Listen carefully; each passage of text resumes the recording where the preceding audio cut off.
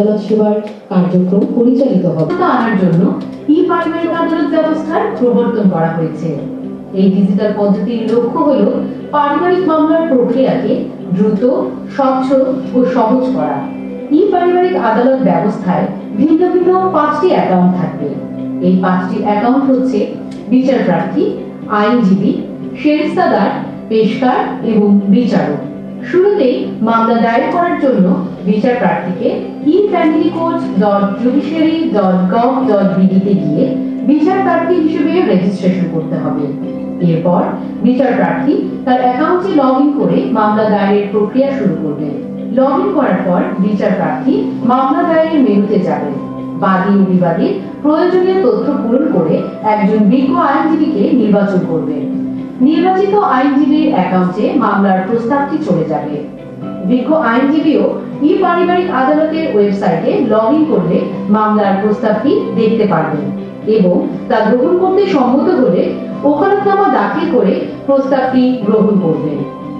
পরবর্তীতে বিজ্ঞ আইনজীবী মামলার সকল তথ্য প্রদান করবেন, আর্জির বক্তব্য লিখবেন, আর্জির সমর্থনে দলিলাদির সফট কপি আপলোড করবেন এবং সাক্ষীদের তালিকা প্রদান করবেন।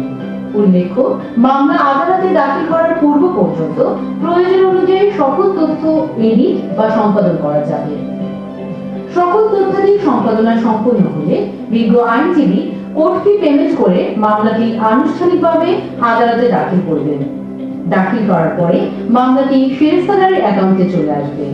সেরেস্তাদার মামলার সংশ্লিষ্ট কাগজপত্র এবং অন্যান্য বিষয়াদি পর্যালোচনা করবেন। সম্পূর্ণ পর্যালোচনা শেষ হলে তিনি মামলাটি নোট সহ বিচারকের কাছে প্রেরণ করবেন।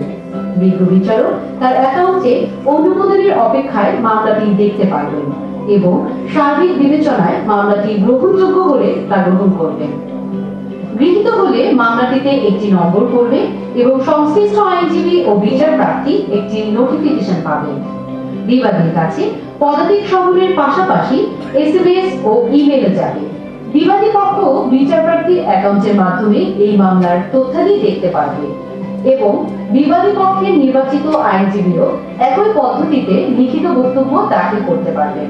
মামলার বিচার কার্য চলা অবস্থায় বিভিন্ন তারিখে আইনজীবী তার অ্যাকাউন্টের মাধ্যমে বিভিন্ন দরখাস্ত, হাজিরা এবং কোর্ট ফি প্রদান করতে পারবেন। মামলার শুনানির পর আদালতের পেশকার মামলার নথি উপস্থাপন করে বিচারক বরাবর প্রেরণ করবেন। বিজ্ঞ বিচারক আদেশ লিখে তা সংরক্ষণ করবেন। এটি একটি স্থায়ী রেকর্ড হিসেবে সংরক্ষিত হবে।